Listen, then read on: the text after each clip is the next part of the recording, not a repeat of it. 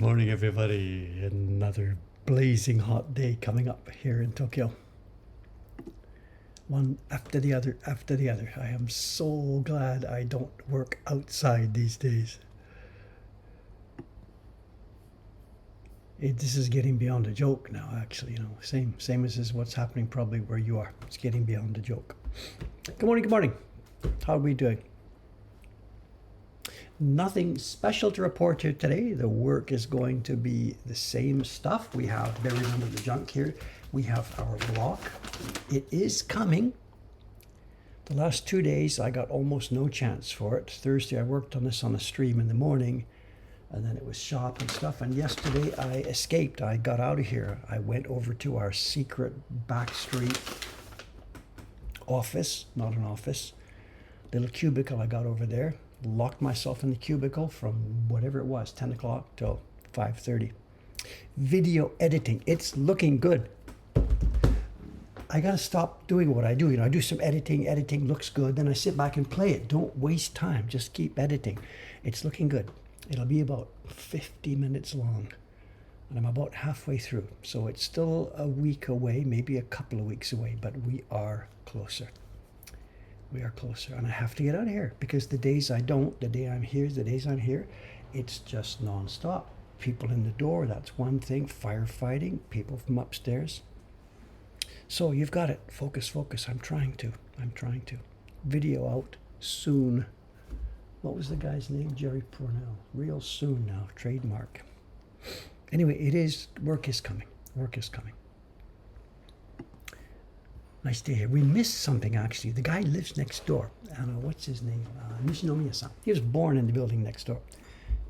His family has been there for ages and ages and ages. He's one of the big men in the community. Not our street. We've talked about the Don on our street, the guy who runs the whale restaurant. This is different. Nishinomiya-san has nothing to do with the retail commercial here. He lives here. He's Jimoto. This is his where he was literally born. So he's a big man in the private community here, the people who live here, the residents, nothing to do with the businesses.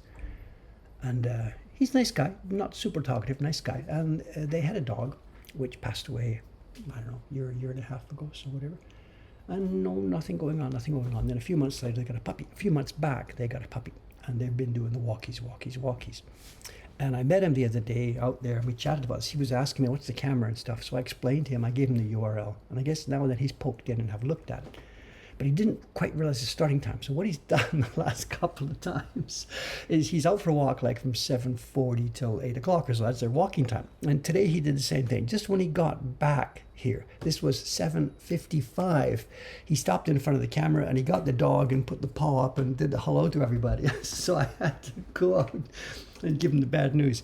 We don't start till 8 o'clock. So maybe he got the idea. Okay, good, thank you. Keep that in mind. So maybe some of the upcoming streams, soon after 8 o'clock, we might get a visit from our little walkies friend next door. We'll see. Okay, we got to get going on this. As I said, it's going to be carving this morning. Before that, I've got to open a couple of print packages. There's actually a Kubota package, but we won't be doing the embossing. I've got to wait till the shop opens before I do that. It's a Shiba. It's a Kuro. Is it a Kuro Shiba? I don't remember. I've seen it now every day. I guess so. It's blackish, dirty. It's got a bit of funny patchiness on it. It might be a Shiba. I'm not the guy to ask. You will find out soon enough when you see it.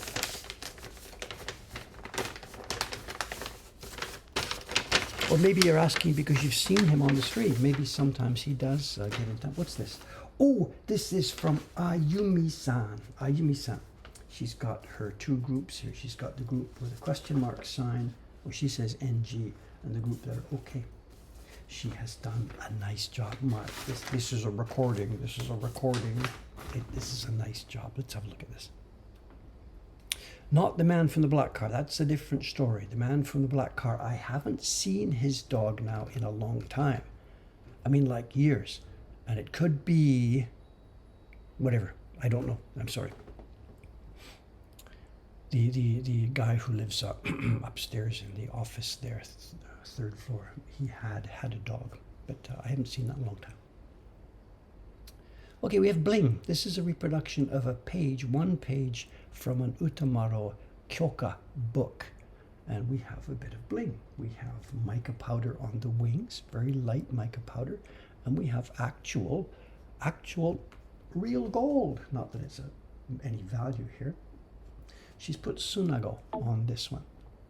And we start with gold leaf. She started with gold leaf itself, you know, the square flakes, the square sheets of gold, and got it onto the print.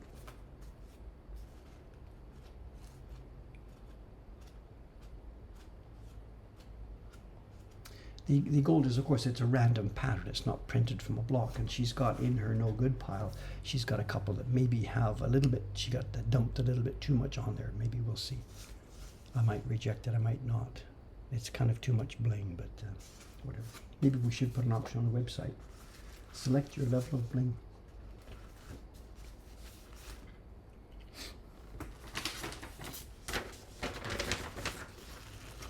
So those are coming in. I'll be checking those through during the day, sending them over to our Ome workshop for packaging.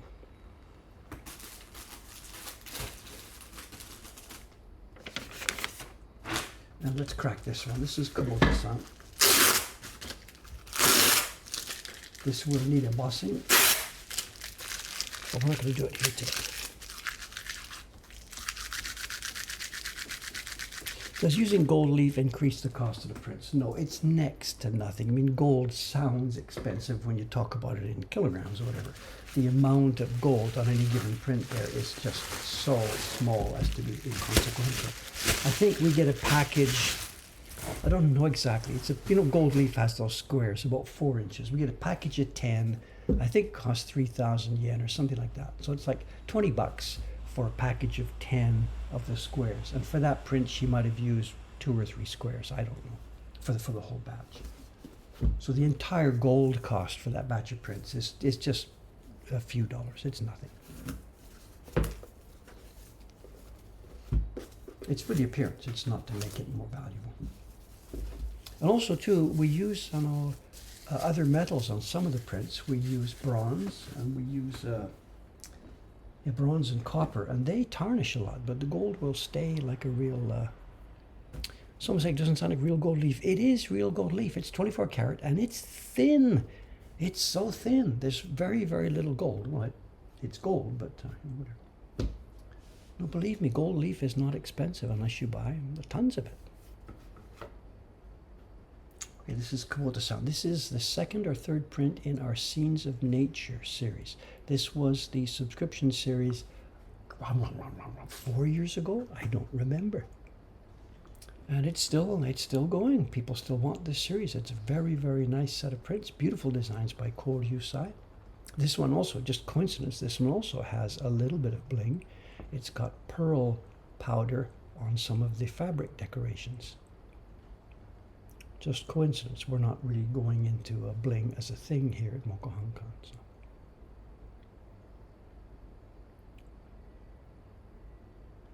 And you know what we're going to do next? We're going to flip this flip book, and we see whatever it is, 60 pages, all exactly the same.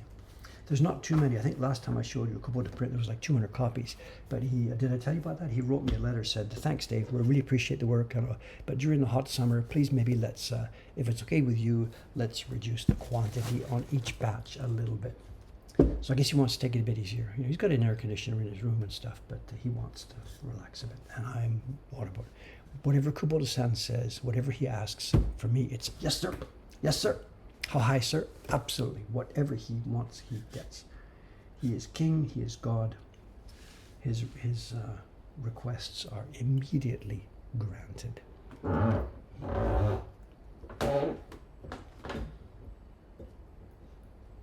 Okay, let's get a zoom here.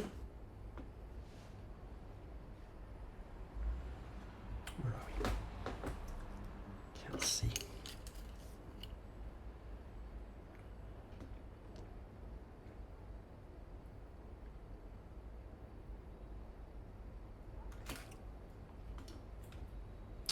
Earthquake. Speaking about earthquakes, I guess you've perhaps seen some of the earthquake news from Japan. We are a little bit on edge here at the moment. I know there was the earthquake, was it Thursday, 3 days ago? down in near Kyushu, near Miyazaki Prefecture, and it was big. It was whatever, 7.1 or something. No big deal in or of itself, but it's at the end of what we call here the Nankai Trough. It's the southern end of the same kind of, slip thing that happened for the massive earthquake here 10 or so years ago, 13 years ago. One of the historically most big earthquakes in human history. And this is the same slip zone, and there's a forecast or a prediction or what's the proper word? There's going to be a big one there at some point. I think it's every 150 years or something. We're about on schedule, not dramatically on schedule. There's going to be a monster. And the theory is at the moment by the agency that last week's earthquake and then the one that followed it on Saturday morning were precursors, possible precursors. So we've all got, they're not telling us there will be a quake, but they've said risk is elevated more than it normally would be. So we've got, last night, I've got a bag with my computer and my backup drives and some water and stuff, and I kept it by the door last night while I slept. And for the next few days, I'll be in that situation. We don't really know what to do. Our building here it's about my age. It's almost exactly my age. It's steel reinforced concrete, but it's pretty old and pretty grungy. The walls are not load bearing. The walls are just breeze block. What we've basically got is a steel frame, a rusty old steel frame, 3 stories high, full of breeze block. And we don't know what to do when the big one happens. When we sit here like this with the normal quakes, no big deal. But if clearly the big one has arrived, do we sit tight, sit here? I've got a pillar here. It's a steel pillar. Do I sit here or do I get outside? And I don't know. We don't know. In a new building, if we were in the hotel across the street, you just sit tight. You get away from windows, you get away from furniture, and you sit tight because new buildings are okay. But ours is 70 odd years old. So has a quake hit during the stream? We had a little shake like this once. I don't remember.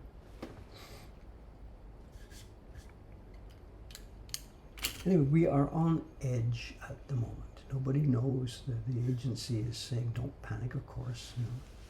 All they've told us is that they feel is a slightly elevated risk or somewhat elevated risk. So all we can do is just sit tight, make sure the food and stuff is ready.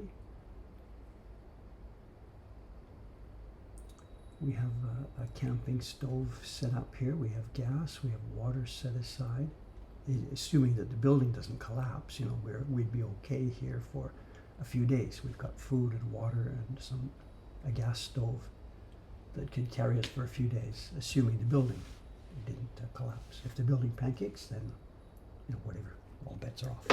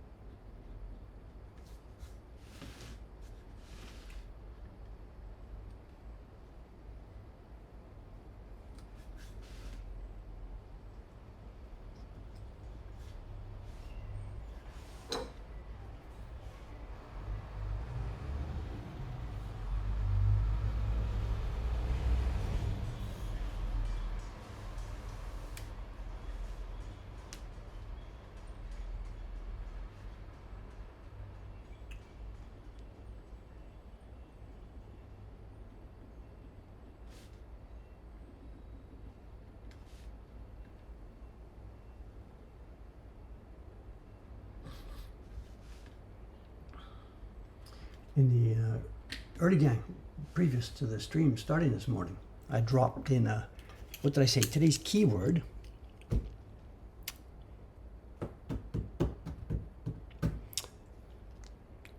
dropped in today's keyword, ondomo, O-N-D-O-M-O. And I'd known about this for quite a long time, but I was reminded of it on Friday morning because I met this guy in the shower at the pool on Friday. And the guy I met, I knew him. It's Ono-san. I think that's his name. Naoyuki Ono-san. And he's a musical instrument designer. And he's got a musical instrument workshop. How many seconds? 15 seconds from here. If you go up my front door, turn left, and then when you get to the corner, don't go as far as Don Quixote, but when you get to the corner there, the first corner on the way towards Don Quixote, if you turn right there, then I think it's the second building on the left is his workshop, where he builds, adjusts, and designs and whatever electronic musical instruments. I've known him for a long time. We're not buddies, because he's pretty busy up there in his workshop. It's not a shop where people can drop in. It's just his actual workshop where he builds things. But turns out he's been a member of the same sports club I am, but he's been on a different schedule, and he's now started going in the mornings. So I met him there, and I'm like, what are you doing here? He's like, what are you doing here? And he's got these cool instruments. Did somebody put a link on it? Somebody's put the link in, Vivid KP. Thank you very much. The microphone situation, I will update you when we see the Takubin man coming in the door with the new microphone. At the moment, I'm still speaking to the laptop. The new replacement mics by Rode, we'll talk about this when they get here, are on the way and will be here any minute now.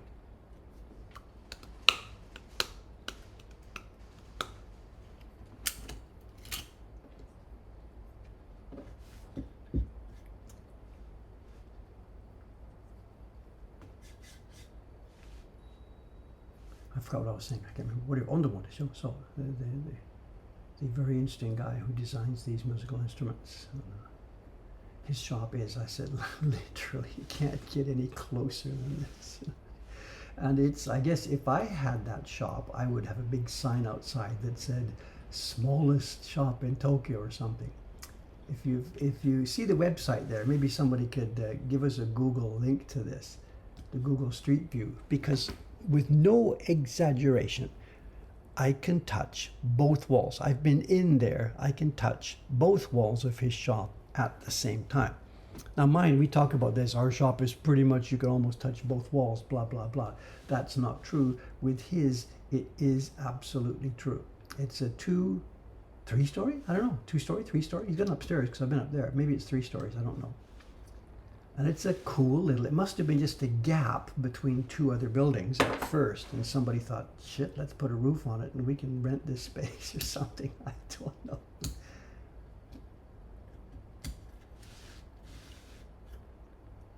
At one point, he was running it as a cafe.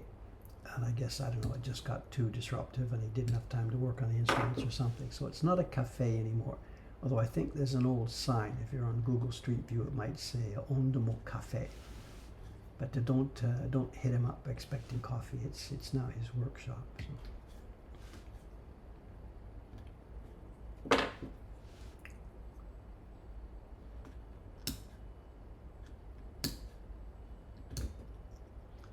Anyway, we'd known each other. I met him once when I opened my shop here. But we haven't been spending much time together. I'm busy, he's busy. But in the pool the other day, in the shower room, he's like, hey, whatever, you're busy, let's have dinner something next week. So one day this week coming up, he and I are probably going to head out for dinner, and I'll be able to bring you an update on his instruments and stuff. Last I heard was that he was sold out. He designed an instrument he calls the ondomo, which is based on an old French instrument called, I don't know the pronunciation, ondes martino. And he did a modern version of this, but he did a run of 100 of them, and as far as I understood, they're all gone. And I don't know what he's currently working on. Time to find out.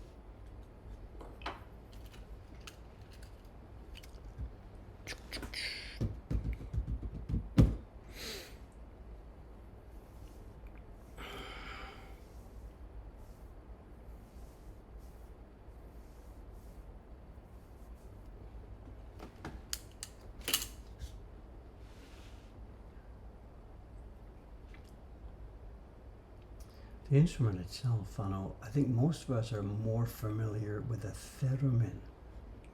You know, the one where you wave your hands near the loops and it makes woo, wee, woo sounds, This does that. This has a ribbon strip along the front, and you put your finger on the ribbon, and as you move, it does a sort of a theremin type, woo, wee type sound. But it also has a keyboard.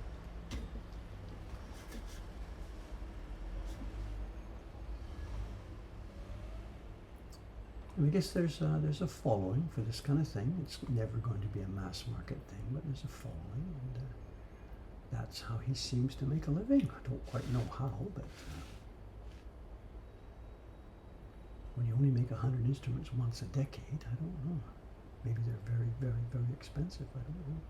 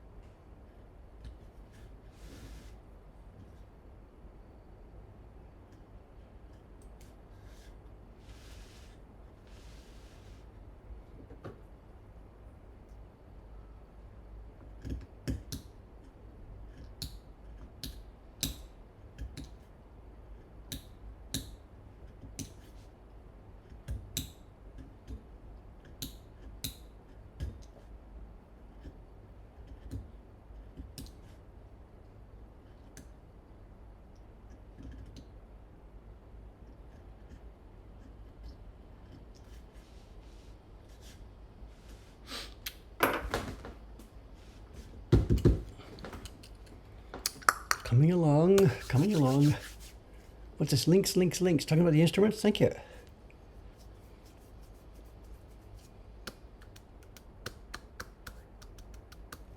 There's a road story. I can update you on what's going on. When I first went to the road website to look on this, I checked the warranty information, and it looked like bad news. I had bought my unit. It turns out that it's more than, I had said something like it was a week out of warranty when it broke. That wasn't true. I had bought it, when I finally found the receipt, it was May 2023 with a 1-year warranty, which took us to May 2024. And the thing gave me trouble, last month. So I thought I was toast. But I went to the road website the other day. It's all English, in Australia. Whatever. The Japanese website has a sales section, but doesn't have anything about service. It just directs you straight to the Australian one. So I went over there, and it said something like, you can register your item for an extended warranty. And it didn't have many more details than that, but I thought, hey, whatever, let's see if we can do this. And you needed all your stuff, like the serial number and receipt and everything else.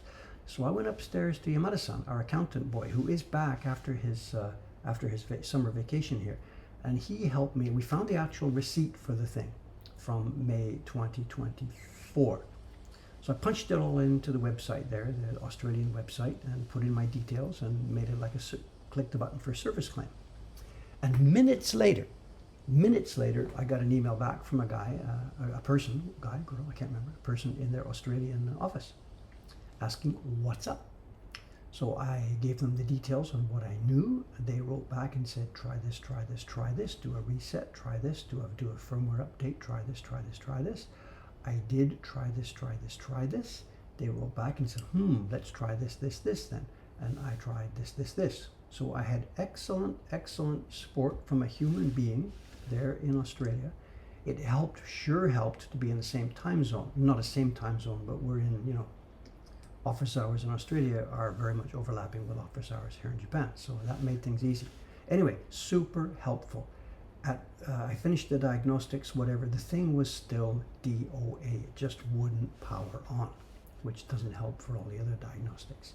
So at one point, the young man, by this time, I think his name was Thomas. At one point, the young man says, okay, I'm going to refer you to our Japanese service center. You'll hear from them shortly. And this was yesterday afternoon, Friday afternoon, Friday morning, whatever. A few minutes later, this story just gets better and better. A few minutes later, I get an email in both Japanese and English. They're being super helpful from the Japanese service center. And it said, in effect, we apologize for the trouble we've caused you with our product. We are going to replace the whole thing free of charge, and we have already sent you the replacement unit. You will receive it tomorrow morning, Saturday morning at XX time, 9:30 in the morning. When you receive that one, please pack up your old one and send it back to us, collect. So that's the update from Rode. I badmouthed them the other day because I was disappointed in the thing that it had gone, dead on me twice, once when I was in Fukui Prefecture and once down here. So I kind of badmouthed them, but I certainly can't badmouth their service. Absolutely. So far, anyway. Instant response emails, sensible stuff to try, which I did. And then from the Japanese guys, boom. And I didn't pull my rank. Hey, I have 5,100 million YouTube viewers and whatever. We didn't do that. Just I let them know what we're using it for. I did mention we're using it for streaming. So anyway, that's the update so far. I did try it this morning, still the old one, and it's still the same problem. The receiver unit power button has gone dead. So that's the bad news. The good news is they seem to be standing behind it, even though it was more than 1 year since I bought it. There was originally supposed to be a 1-year warranty. They extended it after I clicked in and added the serial number and stuff like that. So we will see. We will see. It wasn't a charging problem. Somebody's saying the batteries. The charging has been never a problem. It's not a charge problem.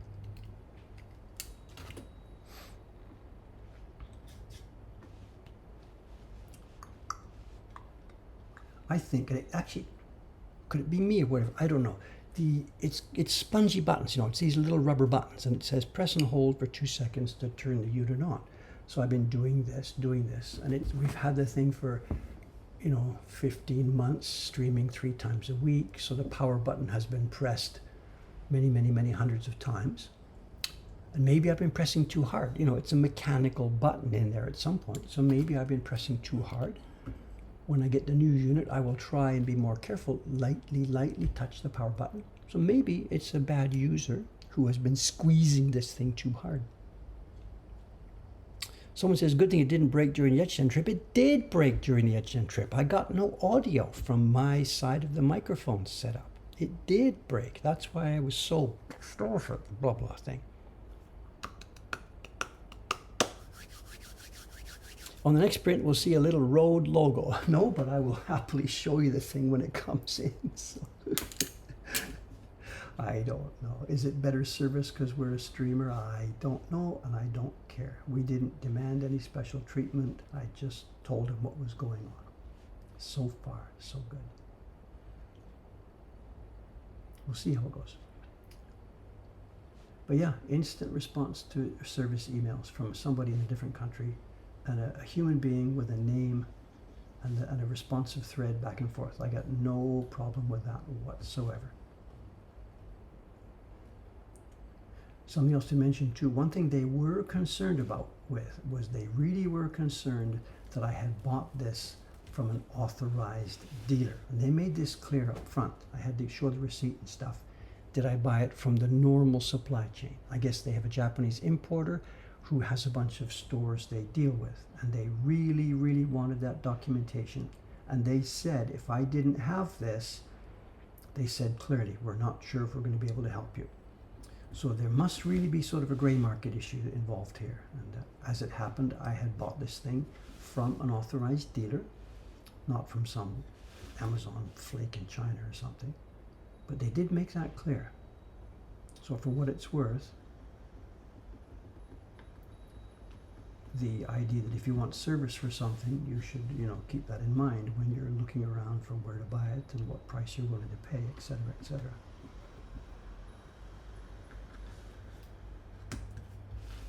If you want service on your great wave print that you buy from us, make sure it comes directly from me and not from not from a knockoff in China.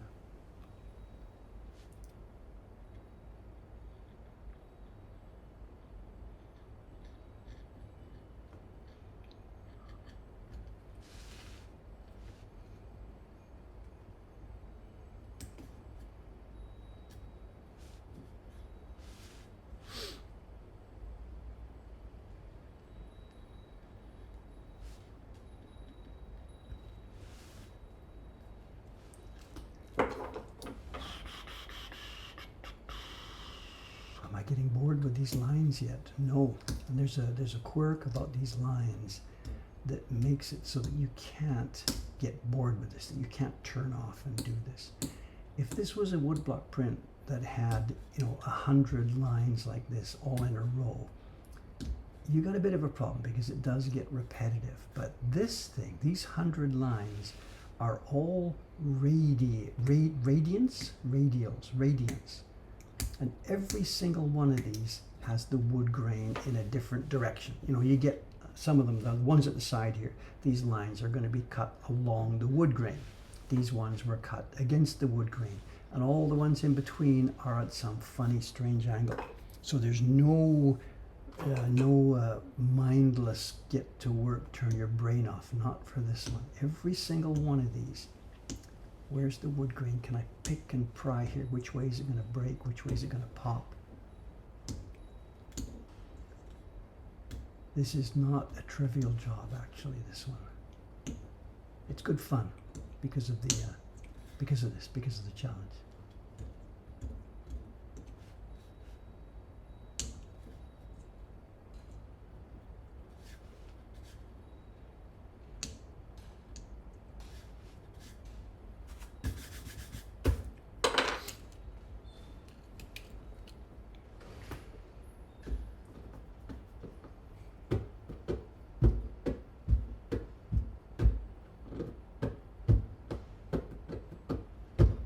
Good morning, good morning, good morning.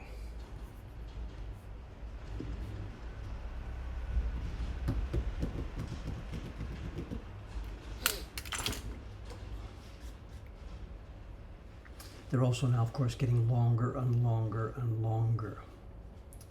And as they get longer, they get more difficult, absolutely. And this, I guess, the part we're doing right now is about the longest on the block here. In fact, one of these coming up, this one coming up in a few minutes, it's going to be the king.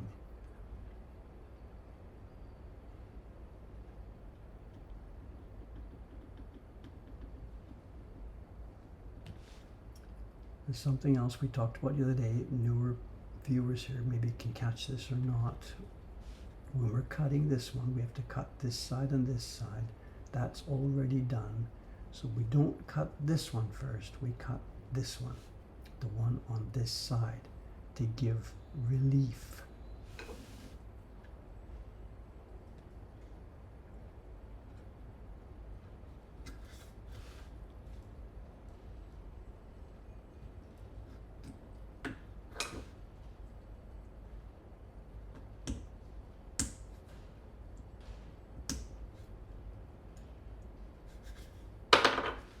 Now that that side is cut, we can go on this side, and because it's not supported on the back, it will be dangerous.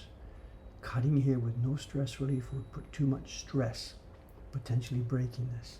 But because this one's already cut, we've got stress relief, strain relief, stress relief. And this one can now cut fairly safely. This far, because this stress relief is not chopped yet.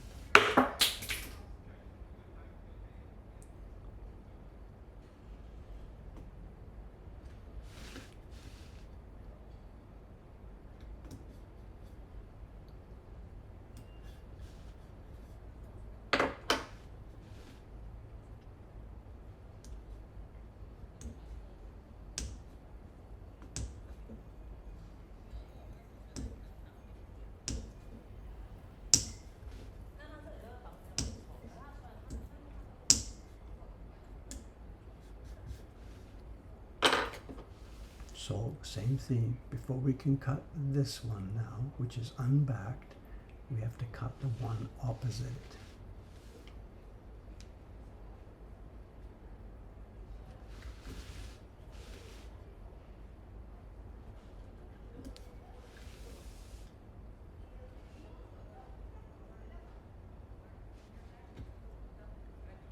And this is in no danger of splitting because it's fully backed by wood. We're just cutting a normal first cut line here.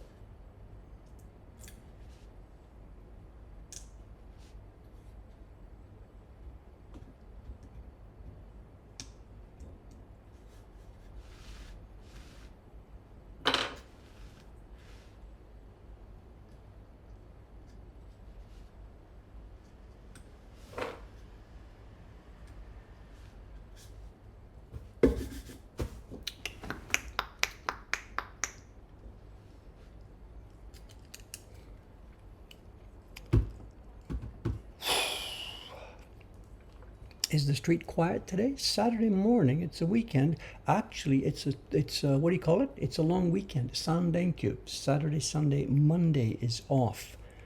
So this is going to be a buzz weekend. You know, we're coming up to Obon time here in Japan, and Obon. It's not a legal holiday like the third Sunday in October, or August or something. Excuse me. I dropped the knife down here. Obon is a cultural, quasi-religious holiday, and it floats. It's 3 or 4 days. Companies might give people 3 or 4 days off in the middle of August. It's on like a lunar Buddhist calendar. So we don't close the shop, but there will be lots of things we're trying to do. The company who is sending me this replacement microphone, funny email yesterday, said, we're just sending you the microphone. It'll be arriving tomorrow morning. And they said, any if you need to get back to us, don't, because for the next week, our office will be closed for Obon holidays. Someone can hear a small bell dinging. Yes, it's a little wind chime. It's on the balcony, not the balcony, it's on the porch of the Oyster Shack restaurant next door. It's in front of the door where the guy with the dog is, who we just missed today. Someone says, any thoughts on all the talk about over-tourism? Not sure I can bring anything new to the table. I don't really know. here in Asakusa, when we opened our shop, we knew what we were getting into. We had hoped there would be lots of visitors here. We are getting lots of visitors here. We didn't book a retail space right in front of the temple. I didn't want that. Too many crowds. Even years ago, it was too many crowds. So here we are not specifically flooded. It's tough to get dinner and stuff like this because there's so many people here. Basically, we got what we asked for, you know. We got what we asked for. Places like Kyoto, I think it just needs good management. There's room for lots more tourists yet. But you got to get managing. Extra buses, extra this, extra that, extra places to help the tourists. There's so much money pouring in. There's lots of revenue for this. It just needs good management.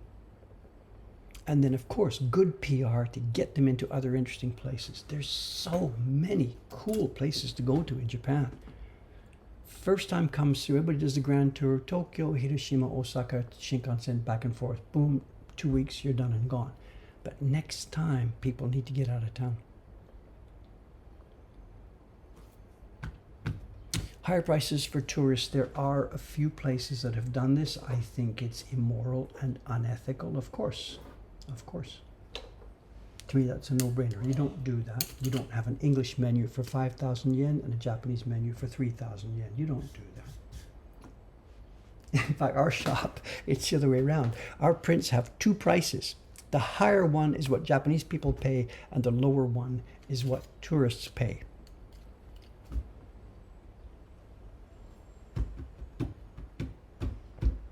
Was there a Dogen video about tourist prices? Haven't seen it. Link please, so I can check it out at lunchtime.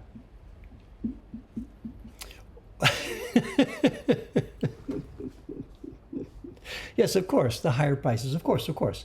Local people who live locally pay the consumption tax, our version of a VAT, for those of you who have that, and tourists don't pay the VAT. So we don't have a two-price structure. It's just simply tax-free, of course, whatever.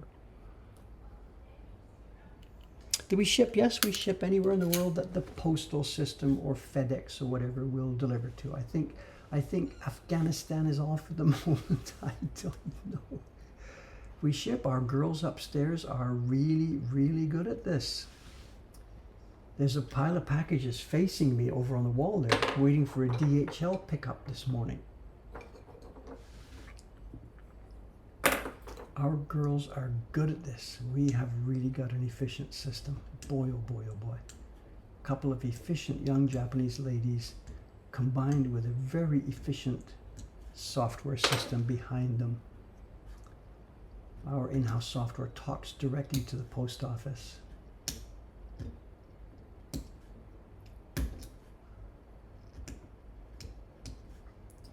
I have become the local API wizard.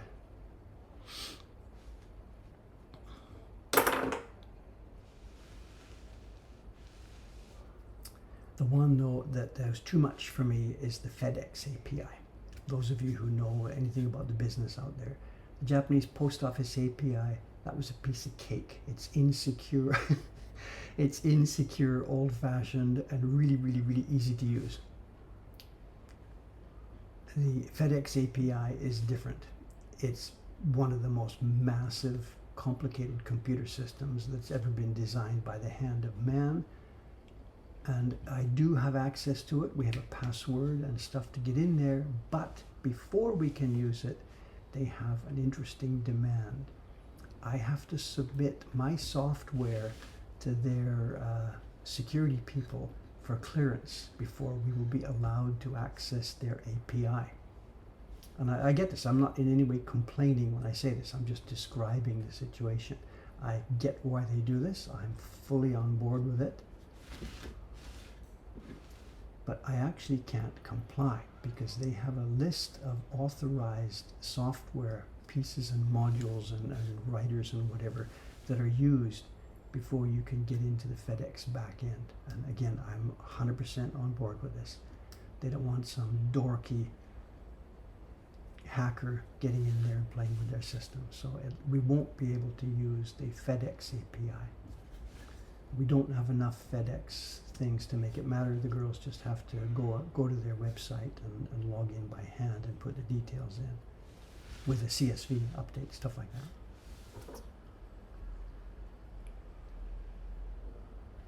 No, that's a bridge too far from. We probably could do it, but I would have to basically become a full-time IT guy to get all those clearances and whatever. So FedEx for us is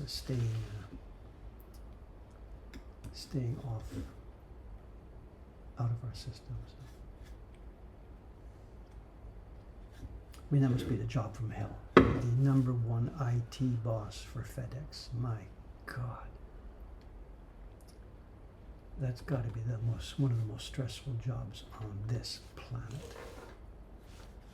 I mean, it's not a single person. It's obviously massive teams doing it, but jeez.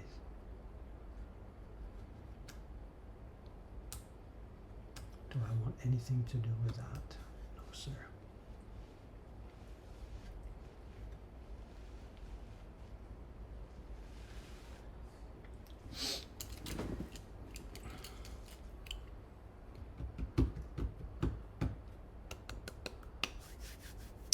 FedEx picks up here. They come to our door to pick up, but to get our system into their system, my software has to export a CSV with certain data, and I then go to the FedEx. The girls go to the FedEx website and they import the CSV data. So we don't have a direct computer-to-computer connection with their API. It's okay. We don't have enough FedEx business. We can easily export, import, export, import. In the case of the post office, our software just connects every package. We just talk directly to the post office.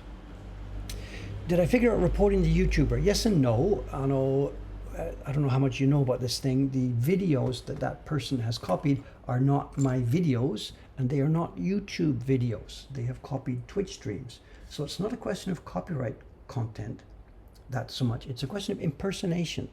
So I and some of the other people, the mods and stuff, we have reported that channel for impersonation. The channel is impersonating me. I haven't heard back from YouTube at all. The other channel is, I believe, still there. And I don't know. Maybe it will always be there. Maybe YouTube won't take it down. There's not much I can do about it. I'm not too bothered about it. Anybody coming along there after, they might think it's me at first, but then after a few minutes, anybody who knows us would realize that it's a fake channel. So yeah, I hold the copyright for your Twitch streams, I get it, but there's no way to communicate that to YouTube. YouTube wants a URL, and the old Twitch streams, which I've downloaded, which are here, they're not on Twitch anymore. So there's no URL that we can point to for this. And the YouTube system wants a URL for the original material that has been copied.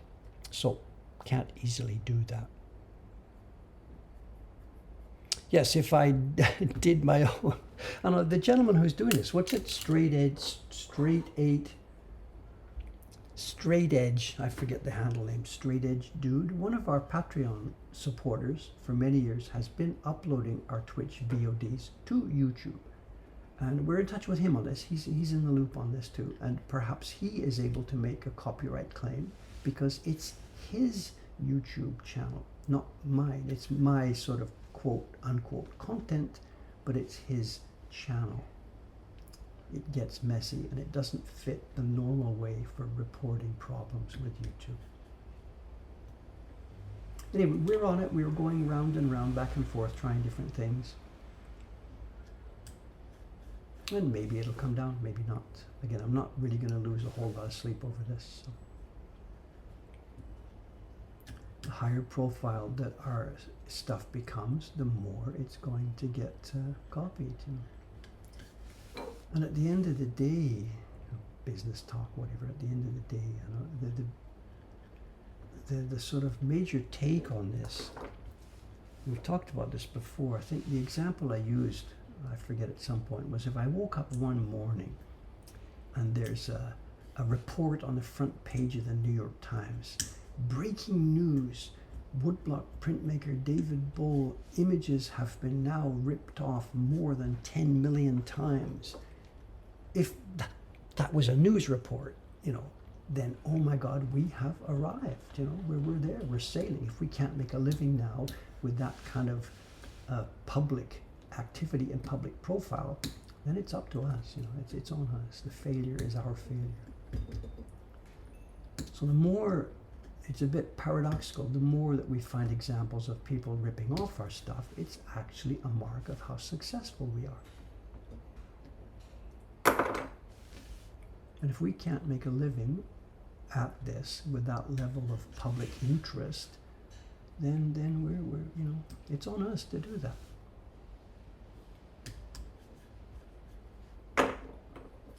And the other aspect of this is the hypocrisy, you know. Somebody has taken some of our content and is spreading it around, you know. So Dave is going to get all hot in the collar under this, you know. Yeah, wow, somebody's ripping me off. Jeez, you know, wow. And here I am making a living, making pictures of some dude in red clothes running little cars around town, you know. Like I'm going to be that guy who's going to complain?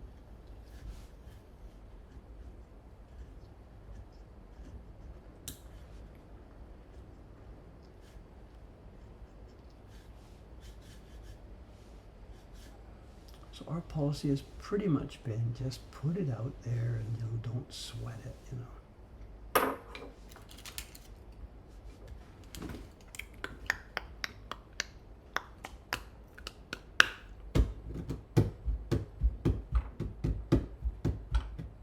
Taran-san had straight edge Jude. Oh, is Taran-san's video up?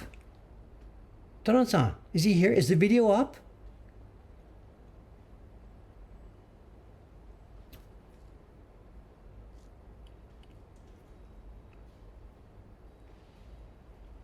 It is. Well, give me a link. I know where to find it. Okay, I'm sorry, I didn't know. Yesterday, you know, I clicked off yesterday. I went to our outside office without my Wi-Fi on purpose. I just spent the whole day video editing. Okay, I've got something to watch tonight at dinner time. Okay. Is it a good video? Is it a good video?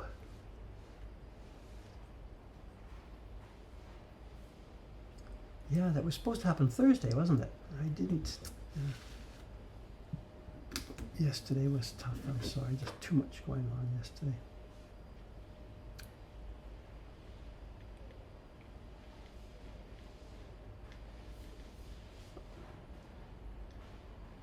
I say tough, yesterday was fun, actually.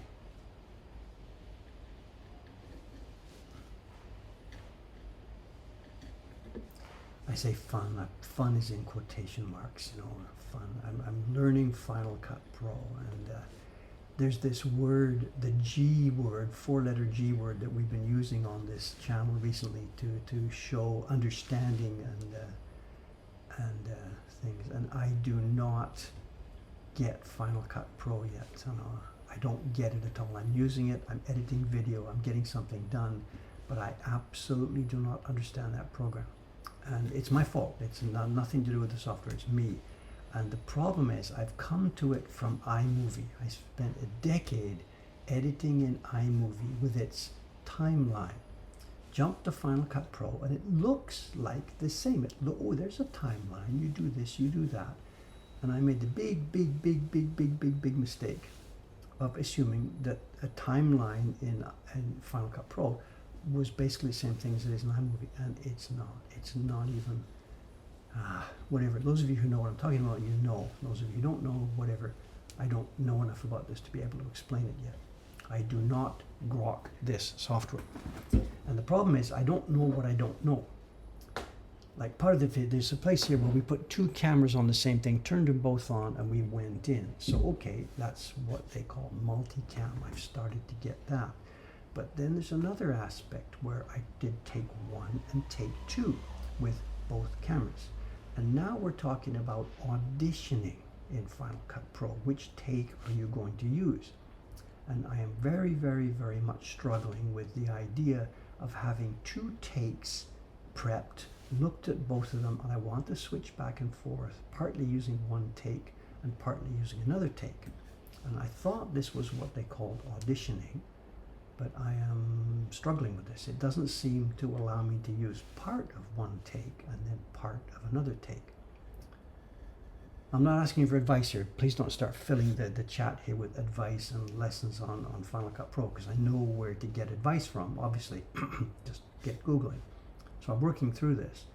But as I said, the problem is I don't know what I don't know. I don't know what features are there that I should study about. I had no idea that there was a thing called auditioning. And someone says, start with DaVinci Resolve. Yes, start another software from ground zero up. I'm sorry, no. Whatever, I'm sorry. I'm not going to start another new software at this point. Absolutely not. I'm 72 years old, long past the day where I can pick it up. It was easier because you knew what the software was going to do. It was a word processing program. You knew what to expect. You know, this is now a program that professionals use to make real movies. And I just don't understand enough of the concepts that are involved to know what's there. Anyway, I'm not complaining, I'm just describing. So I had fun, but it's also fun in quotes. And the other thing about this, and this is the same beef I have with Adobe Illustrator, in that it's super powerful, does a million things. You sit down with it, you can't remember how to do the thing, you Google up what's the keystroke, you do it, and then fine. But you don't come back again for 6 weeks or 2 months, and by then you've forgotten the commands. And I'm finding the same thing with FCP. Even once I've learned how to do something, I cannot remember how to do it again, because I don't use this software every day. So the answer to that is simple: start making more videos. So.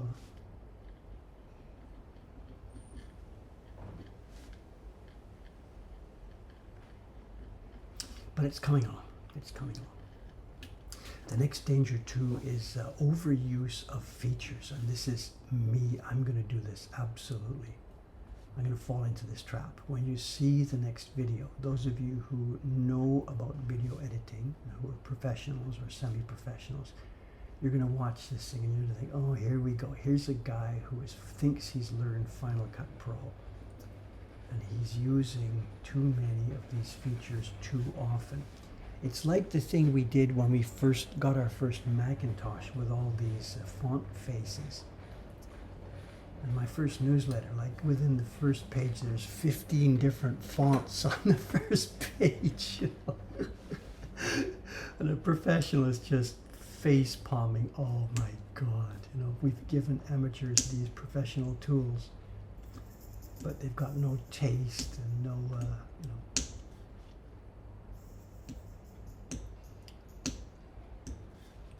So whatever, you know. I did that interview with Murata-san with 2 cameras, a multi-cam. And now I'm going back and forth and back and forth and back and forth and back and forth, you know. Restraint is the better part of, what is it? I don't know.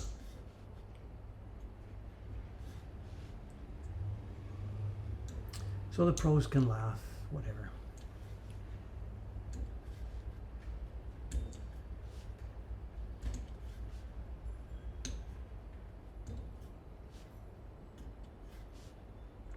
I think that was perhaps the longest explosion line on this print.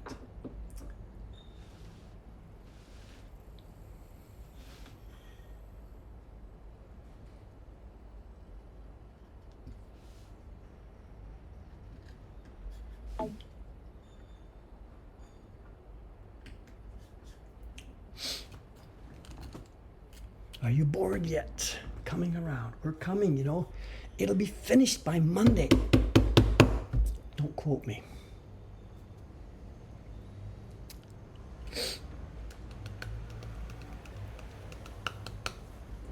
Yes, somebody's got her switching cams to hide a cut. This I'm learning about. This is interesting. When Dave's talking, blah, blah, blah, blah, blah, blah, blah, blah, blah. I know if I can't remember, if I take 1 take, 2 takes, 3 take, if I want to use part from take 1, part from take 2, part from take 3, your head unfortunately jumps because there's no way your head was in the same place. So by doing it, camera 1, take 1, 2, 3, camera 2, 1, 2, 3. If I wanted to use the second one, I can switch, and because we're jumping to a different camera view, it looks smooth and natural. So I'm enjoying this part of it. I never did like that thing where I took one talk, another talk, and another talk. I couldn't get it all right all at once. So clip between the, switch between the clips. And your head has this jumping thing. So I've tried to avoid that. Absolutely. Someone's asking, do we have an NHK update? Yes, it's all up and running. She's finished the editing. She says it's scheduled for broadcast. And she has asked me not to mention it because it's NHK policy, especially right now with earthquake warnings flashing all over the place. She has asked me not to tell you. I'm sorry. You can find out yourself. Go to NHK World. Look for the program called... it starts with a C. It's 9 letters long. NHK World something. And it will be on there before the broadcast, but she has asked me not to announce. I'm sorry.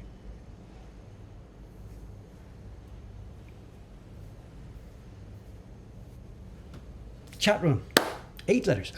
Sorry about that. Did I say 9 letters? Whatever. Anyway, if you're interested, follow that website and you can see it from there. And if she does tell me it's okay to tell, then I will instantly on one of these streams I will talk about it. But at the moment, she has said, Dave, be quiet. So I simply said, yes, ma'am.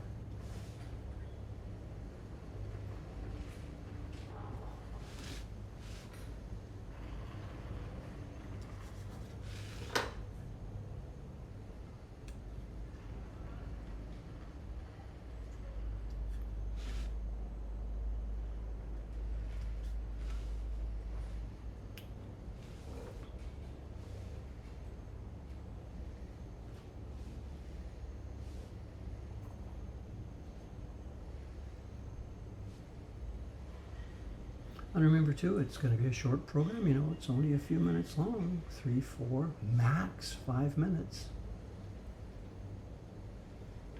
So don't hold your breath. And your part of it, the chat part of it, is going to be just, literally seconds long, literally.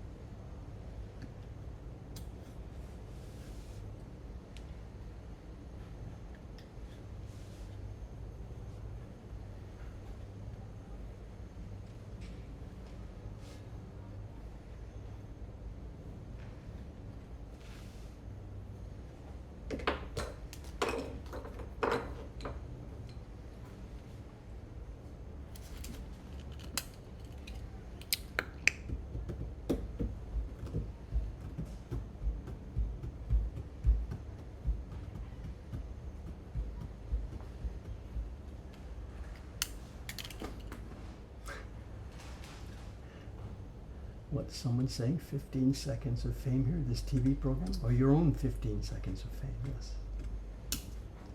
Mokuhankan here, we're on TV now and then. We've had a few seconds of fame.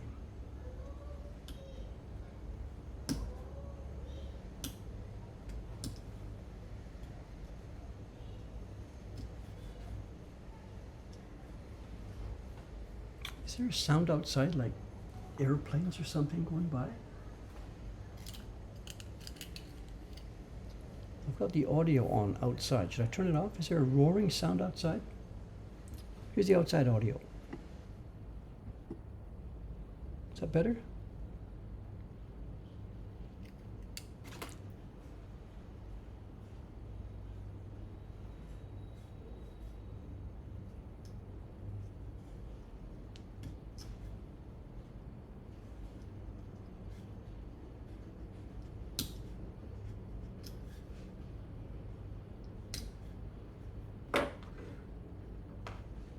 I have no idea what it is.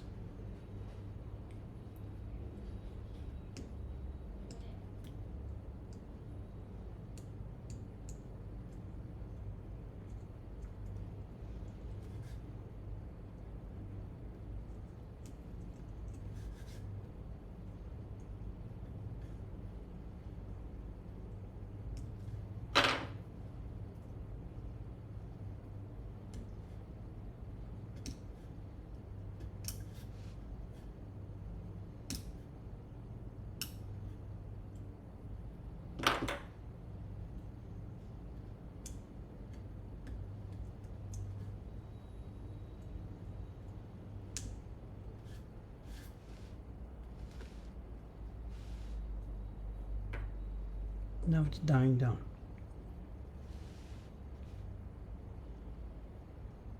Still there.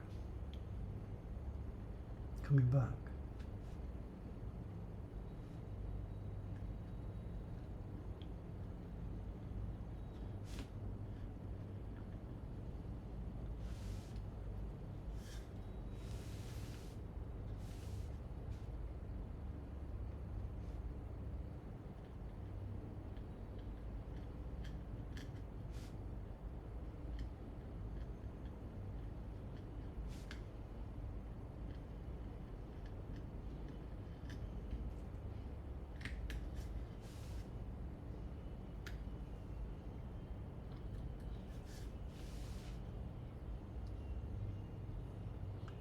Okay, so we're coming up towards show and tell time. It's 9:07. We have a show and tell is going to be bits and pieces show and tell today. It's left. Can I say this? Leftover scraps. Not really. I've got 1, 2, 3 packages unopened, all small stuff, and I think there's still some of those little envelope packages that haven't been opened yet. So today's going to be a little bit of a grab bag for show and tell.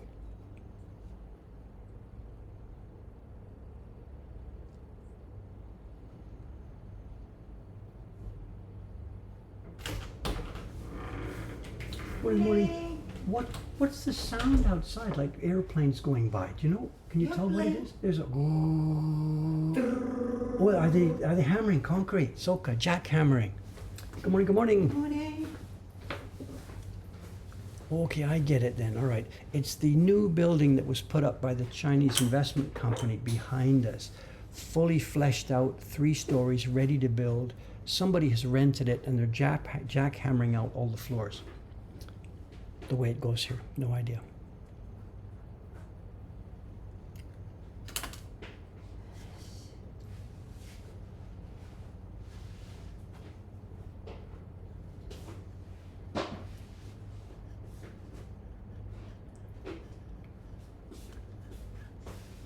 Another hot one coming up today. Aha, good luck on that. Another one. Ippai. During the night, lots of orders. And the place to look for them, Sadako, there's 2 places. In the back room, there's some boxes at the front there. That's where most of the Matsuri things are. Okay, let's see.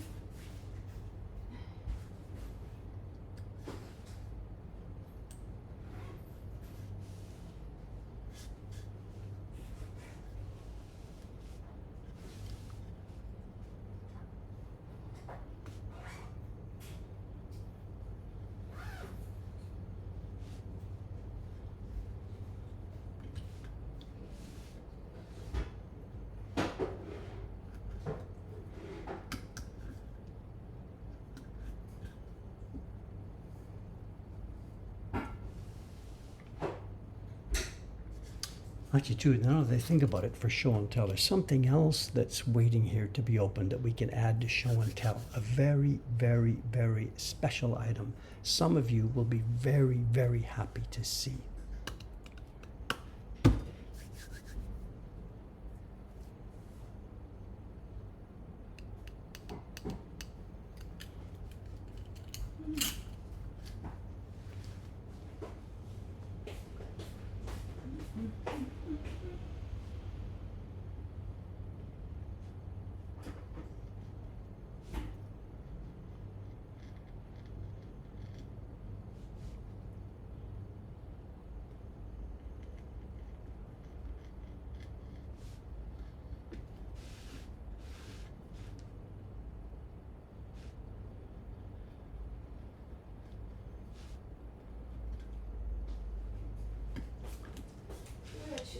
Well, it'll be a mix. I don't know what the orders are. I didn't check them. But if it's stuff from the flea market Matsuri, those will be in the back room. If it's things that we've had, you can tell by the 25 number.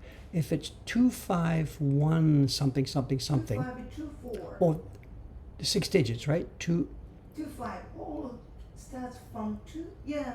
Yeah, This one's- they all start 2.5, but if it's 2.50, that's an older number. If it's 2.51 or 2.52, that's a new one in the back room. Oh, new 252. Yeah, that'll be in the back room. It probably won't be in stock in the shop. Triptychs.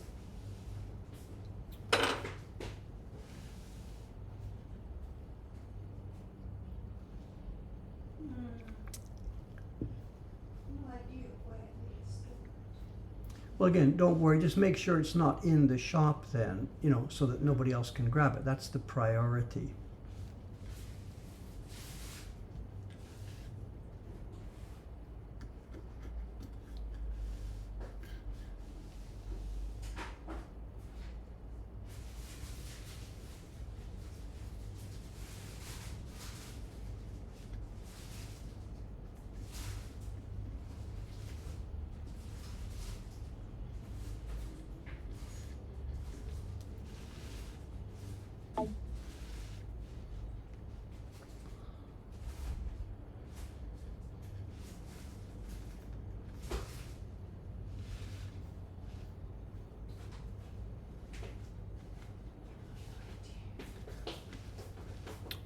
Well, it's a triptych, so you know where they're kept, Sako. The 1, 2, 3, you know, off to your left there.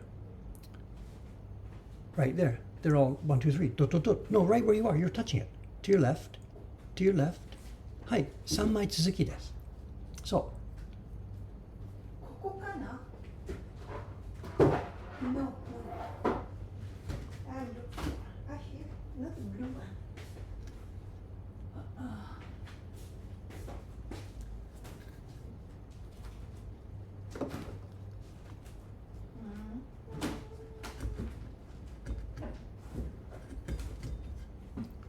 No.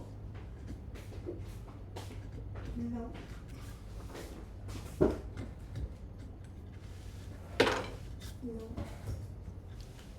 No. No. No. No. No. Different.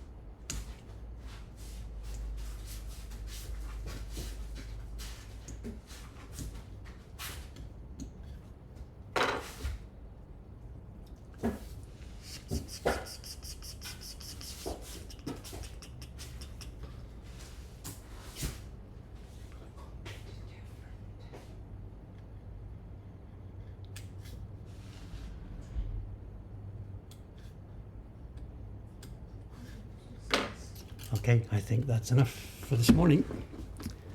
Is that our vegetable man, the truck outside? I can't see. Has it got his logo on it? I don't know.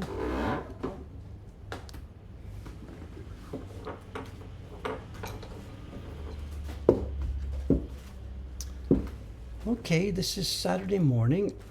The plan is, as I'm in the shop here today, Saturday and Sunday, the plan is to continue carving these lines. It'll all depend how much I'm bothered by people in the shop. It could be that you won't see this block again. If I finish by Monday morning, what you will be seeing then is one more color block. We have a gray color block for parts of the kimono here. So Monday morning stream could be carving on this, or it could be carving on that color block. We'll see. We are now coming to the end of the line on this one. Okay, as I said, show and tell is a bit of a mixed bag. We have 2 or 3 small packages. Let's see what we have.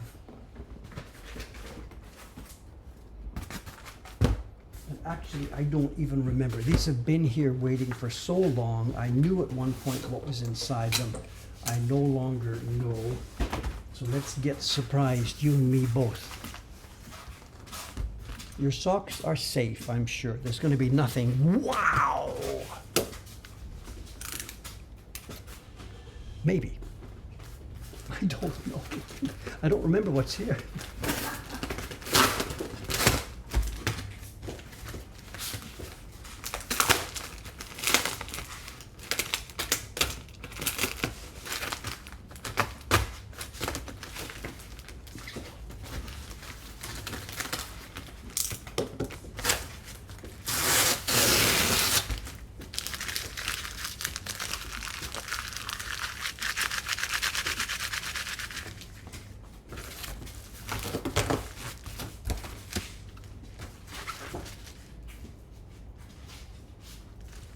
Usually, artisan makes another special box for a market. Well, that's what she did in the back room there, you know. Yeah, I can't find. Okay.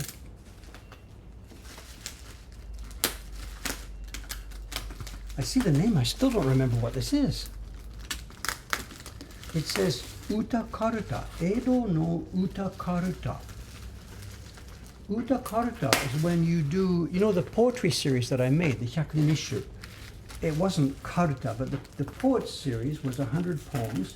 And starting in the Meiji era, oh, I remember what this is. I remember. Starting in the Meiji era, they made up a game where you had cards on the floor.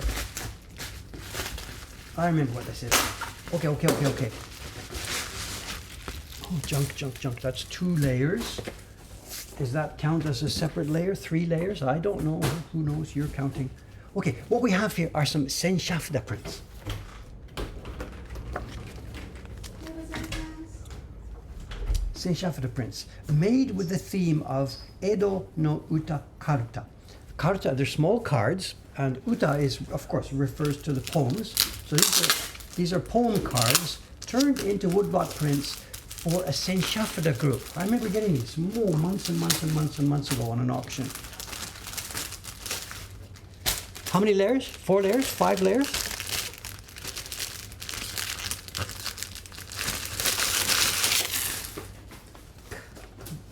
This doesn't count as a packing layer because this is the actual product packaging. So it's senshafda, gendai no senshafda, heisei jidai. You can tell from the paper color. These are senshafda prints from the Heisei era. There will be a date on here. Here we have right up front, Heisei 24, which is in real life. Heisei 1 was 1989. So add 24 to 1989, and we've got, it's about 2004, somewhere on there, 2003. These are senshafda prints commissioned. Yeah, we have the same thing here. So Heisei 24. Mixed feelings, nay. The idea of making senshafda prints is still alive, barely, here in Japan. We've seen these sort of things before, right? We open a package from the 1920s or so, and we find some beautifully, delicately carved designs along with the collectors' names and stuff. It still exists. There are still senshafda groups like this, just barely hanging in. And this is from 24 years ago. And somebody would have put the theme up to make them based on, as we said, Uta Karuta. And these will be 10 selections from the famous Hyakunin issue. We have Sei Shonagon. We have Ko Murasaki, Ko Shikibu Naishi. We have Murasaki Shikibu. Shikishi. Shinai. Shinno. No, I don't remember the names. So. And we have Ukon. So 5 women and 5 guys. And the same thing, these are all the handle names, the members of the group who put their money in, one by one. Somebody would decide on the theme, or the group would vote on it. They've got the theme. And the printmaking workshop would make them up, and it would go back to the collectors. And we've got probably what they did in modern times. Here we do. We have a colophon page, and we're going to have the name of the people who made this. It's going to be here. Who made this? I will know these guys. Here we are. Okay, printing is Sekioka Sendei Kobo. He died just about that time, so he was probably too old. This is Sekioka Yusuke-san's father. 百人種の女、百人種の男。 Six of each, five of each でしょ、そう10月の So, and it's Sekioka Sendei Kobo printing, and the carving is what's his name? I forget how to pronounce his last name. 久我 Kuga-san, sure. I know him. We're not good buddies. This is the carver. So. They're nice. They're not in any way as attractive as the old ones. And you can see the colors are flat and dull. This is not too bad, you know. There's been lots worse. And a little dirty secret on these that they don't tell you is the name plates for these. In the post-war period, the name plates with all the collectors' names are not carved. This is a jushiban. It's a plastic block. They had a calligrapher prepare all the names, and these are printed from plastic blocks, not from a wood block. Pre-war stuff, it's all carved. And this one now, the post-war one, the prints themselves, this is printed on washi, but all the lettering is done with plastic blocks. And it kind of makes sense because there's really nothing that a carver would bring to this that can't be reproduced by modern methods.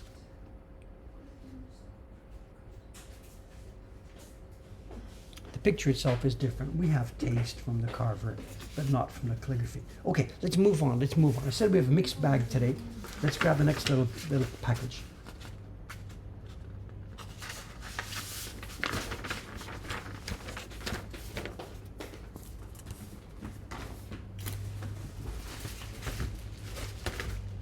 Again, I don't remember what's in this. I don't remember. It says it's a book. It's a book.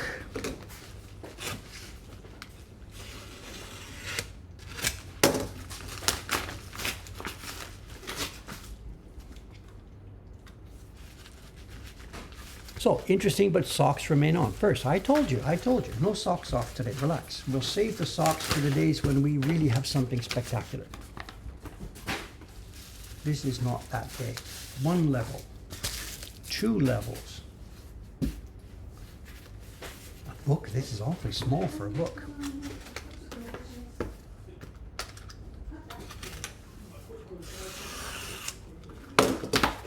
Oh, I remember this. Okay, first warning, this is not a woodblock print. This is ancillary material for our collection.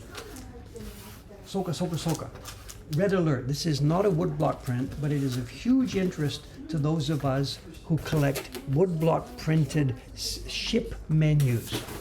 If I'd have known what was here on the desk, I would have brought some down for you. You know, longtime viewers of this channel, you know the woodblock printed ship menus that we show from the pre-war period. People who got on ocean liners in 1932, the NYK line was a major big deal in global transportation in the pre-war period, the NYK line. It's, you know, like Titanic type of ships, cruise liners and stuff. They're all long gone now, but Japan was a major player in the global market for that kind of stuff. They had boats going back from San Francisco to Yokohama and all that stuff. And the menus on the boats were made with woodblock prints. Now, when I saw this on an auction a couple of months ago, I grabbed it, not because it's woodblock print, because it isn't, but because this provides backup information for us on those woodblock menus. I'm sorry I didn't bring one down today to show you. I didn't realize what this is. This is June 1916. The world is kind of involved with a bunch of activities in the June of 1916, but this is the company, NYK, that was a major player in global passenger shipping, freight, I guess too, I don't know, I'm sorry. And this is a wonderfully interesting item for us because it matches perfectly with our collection of woodblock prints. Now, what's the deal? What's the connection? It's a steamship line that goes around the world, and it's their railway timetable. And what it is simple. The people who came to Japan on those ships, they would arrive at Yokohama, and maybe they would take a train down to Kobe, and they would get back on the boat at Kobe. So they would have a chance to see Japan. You know, they're traveling around the world, San Francisco, Yokohama, Kobe, Hong Kong, Singapore. I don't even know all the stops around the world. But while they were in Japan, they wanted to see Japan. And here it is. Here's your schedule. Get off the boat at Yokohama, travel down to Kobe or Fukuoka or somewhere, Nagasaki, and then get back on your boat. So I'm sorry, this is not a woodblock print per se, but it is so much fun for us. And it ties in background information for our woodblock collection. And look at the prices. Look at the prices. I mean, it just doesn't make any sense, does it? We have Tokyo, the bottom line of the table here. And if you're going from Tokyo right down to Kobe, it costs you 5.97 yen second class and 10.03 yen first class. Although I see there are extra charges. 3 yen, 4 yen, 250. I mean, and what would be really fun is the time these things take. The money means nothing. What's 3 yen in 1960 money? I can't tell you. But what I really want to know, how long does it take? They've got this thing, Shimonoseki, the south end of Honshu, up to, say, Tokyo. How long does it take? Okay, here we are. Should I let you see it or should we see it? There's your times. This is the west end of Honshu, Shimonoseki, Okayama, Himeji. Where's something recognizable? Okay, here's Kobe and here's Tokyo. So Kobe, 5 o'clock, which is red and blue. Which is which? Red is AM, blue is PM. So here you are. You're leaving Kobe 5 a.m. and you're arriving Tokyo 11 p.m. 18 hours. 18 hours. Chuff, chuff, chuff, chuff. Book, book, book, book, chuff, chuff, chuff, chuff. Book, book, book, book, chuff, chuff. 18 hours from Kobe to Tokyo. What is it now? 90 minutes? I don't know. I have no idea. It would have been fun. My God, it would have been fun. Get off your boat. I mean, remember, there's going to be a dining car. What's the plus? What's the minus? It would have been slow. You'd have been in a new country, seeing all the cool stuff out of the window. People would be serving you tea because you're a rich person, you know. But 18 hours, I hope it wasn't a wooden seat. I don't know. These are express trains. This is funny. The up train and the down train. And that's still how they are labeled. In Japan, if you're in Kobe and you get on the Shinkansen to go to Tokyo, you get on what's called the Nobori Densha. And when you come from Tokyo down towards Osaka, Kobe, you're on the Kudari Densha, the up train and the down train.